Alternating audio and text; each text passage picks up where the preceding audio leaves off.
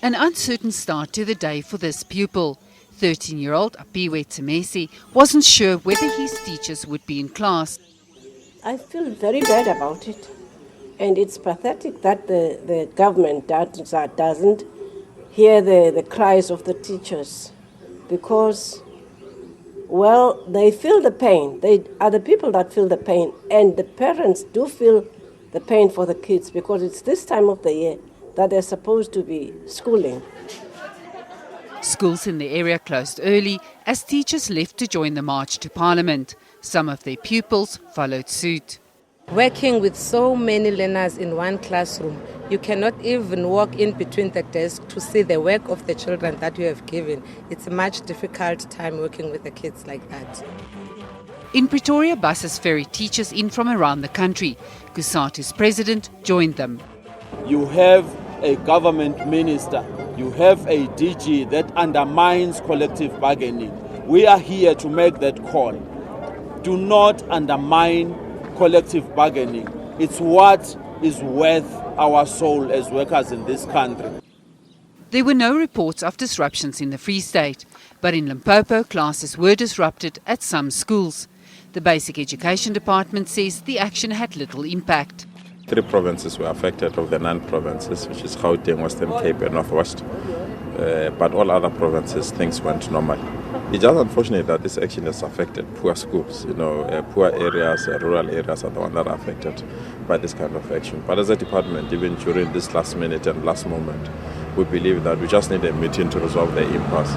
And we are committed to go back to the negotiation table and resolve the impasse.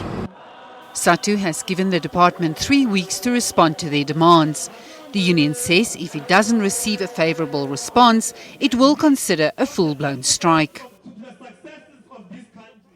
To get some analysis on today's march and demands articulated by the teacher union, we are joined by Mark Hayward from Rights Group Section 27. A very good evening to you, Mark, and thank you for joining us. Now, you supported SADTU when it was the textbook saga. Are you on board now in terms of calling for the resignations of Angie Motshekga and the DG Bobby Soobrayan? Well, look, I think that the teachers' demands are legitimate. They have a right to call for the protection of collective bargaining. They have a right to raise very serious questions, even to demand the resignation, I believe, of the Minister and the DG. I think the Minister and the DG have failed the education system over a number of years now. My question is whether strike action is the appropriate or the correct thing to be doing at this moment. In fact, I think, and Section 27 believes, that SADTU could find better and other ways of making these demands heard and of building unity with school governing bodies, with learners and with communities. What the strike risks doing is further damaging an already very, very fragile and very weak education system and actually undermining the rights of learners to a basic education. So I can't say that I think that strike action, in fact, I don't think strike action is the right thing to do in this instance. But I do think that SADTU has a number of legitimate claims. Let's talk about the relationship between SADTU and the ministry. Yeah. It's at an all-time low. Yeah. What are the long-term effects?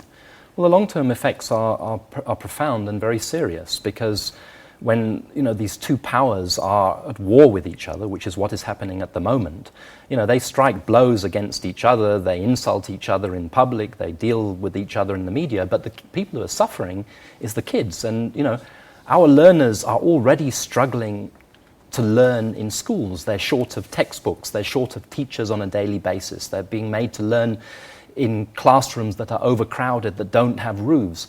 I would like to see SADTU and the Minister and the DG very, very quickly resolving this, and not just patching up this immediate dispute, but SADTU saying, from now on, we're not just going to fight around our labour interests, but we're actually going to fight around the quality of the education system as a whole. Because you've got to remember that teachers also have to sit in the same classrooms as learners. They have to use the same filthy toilets. They have to, they face all of those same problems. And there's a lot that SADTU could be doing to make change in those areas.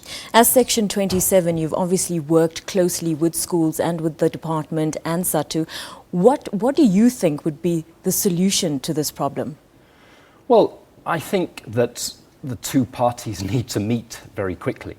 I think they need to agree on a way of handling disputes that is mature and that addresses the problems quickly.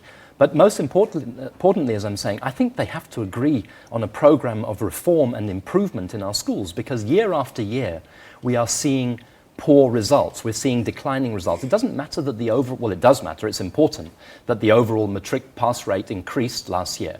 But if you analyze what's going on underneath that pass rate, you see declining results in literacy, you see declining results in numeracy, you see children who are being starved of knowledge and modernity and access to textbooks and so on and so on. We've got to fix that as a country. We cannot afford another year of paralysis and big powers fighting each other when the people who get squashed are the learners. Thank you very much for your insight. That was Mark Haywood from Rights Group Section 27, saying perhaps the solution to this problem is SADTU and the Education Department need to sit down and talk to each other.